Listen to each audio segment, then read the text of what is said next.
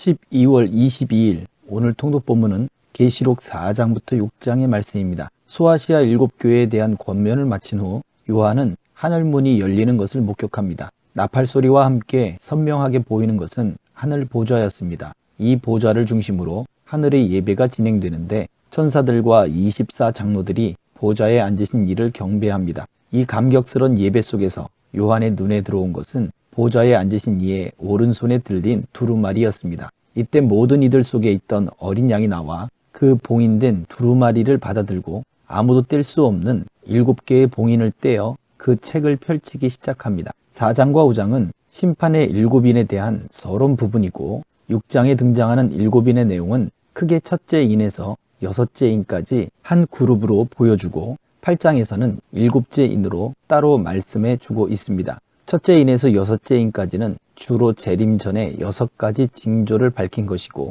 8장에 등장할 7인은 불신자에 대한 하나님의 특별한 심판을 취급하는 것입니다.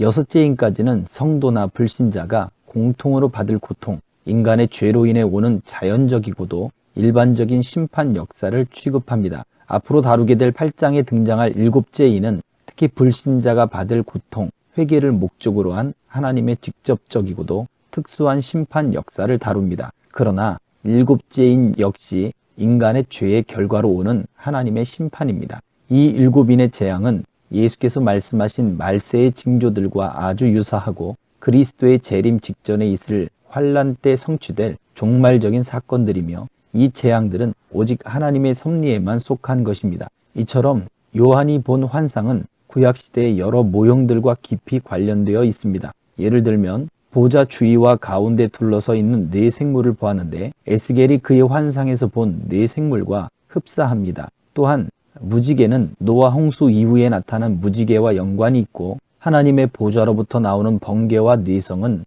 이스라엘 백성에게 계시를 전달하기 위하여 시내산에 임재하실 때의 모습을 상기시켜 줍니다. 또한 유리바다는 구약시대 때 성막 앞에 있던 물두멍과 흡사하며 7 등불도 성전에 있던 7 촛대와 흡사합니다. 뿐만 아니라 벽옥과 홍보석은 제사장들의 의복을 연상케 하고 보좌가 우주의 통치 중심부라는 사실과 장로들이 찬송한다는 내용도 구약과 일치합니다. 이러한 내용과 사상의 일치는 하나님의 섭리와 구속의 은혜가 구약시대나 신약의 시대는 물론 이후의 현재의 역사에서도 동일함을 깨닫도록 해줍니다. 그러므로 우리는 사도 요한의 기록을 통해 사실 묘사 자체에 대한 정확함을 토론해야 하는 것이 아니라 우리가 가진 언어의 한계를 고려하신 하나님의 계시를 마음에 두어야 합니다. 특히 7인으로 봉한 책과 어린 양 되신 예수 그리스도에 관한 환상이 기록되어 있는 본문의 말씀들은 하나님에게서 종말론적 비밀이 담겨 있는 두루마리를 취하는 장면에 초점이 맞춰져 있는 듯하지만 실상